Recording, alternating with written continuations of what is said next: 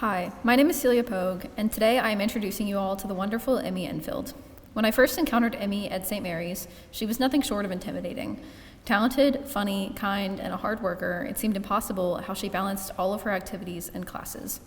If you can remember Emmie's junior year, she took the warned against route of taking AP BC Calculus, AP World, and AP Chemistry at the same time, all while going to bed at 9:30 every night. Somehow, she survived it, coming out the other end, telling incoming juniors it really wasn't that bad. Emmie has the academic vigor and friendly demeanor we all wish for. I know Emmie has a little bit of that wisdom to share today, so without further delay, I give you Emmie Page Infeld.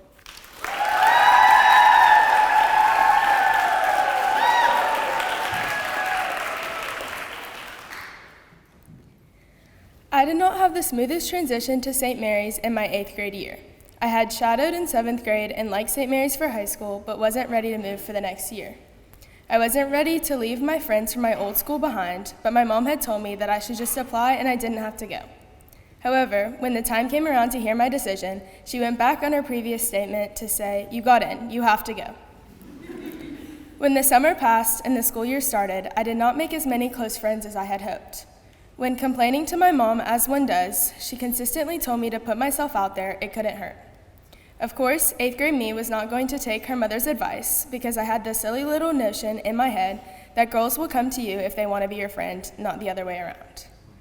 I watched the girls all around me who had known each other for so many years be so comfortable with one another, so I assumed that they would see a new girl and automatically like her.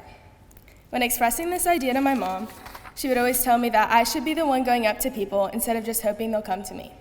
Through 8th, 9th, and 10th grade years, my mom continuously told me to put myself out there even though it took until my junior year to finally listen. I don't know what changed in my mind one day junior year, but I finally changed the way I thought about my friends. I decided to listen to my mom's advice, so some random day at the beginning of junior year, I decided to pull a group of people together for a movie night. On a whim, I called out in the junior commons, "Who wants to watch a movie at my house on Friday?" I brought a group of about 20 girls together from people saying yes to this question to then reaching out to their other friends. Who knew the first Twilight movie could bring together a group of 20 girls on a random Friday night?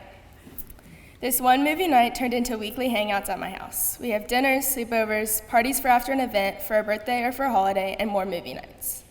Each time, the group of people is completely different depending on the type of event, who can show up, and who reached out asking to come. I'd like to think my friends now see my house as their second home. Even if my mom complains that we keep her up at night, here's a reminder that she's the one who told me to put myself out there in the first place. I know it takes a lot of courage to speak up instead of just being passive by waiting for people to come to you, but in the end, it's all worth it. However, this idea of putting yourself out there never stops. Life and the people around you never stop changing as you get older. I know for us seniors, this seems scary, as next year we will all be in new places with very few people we are comfortable with.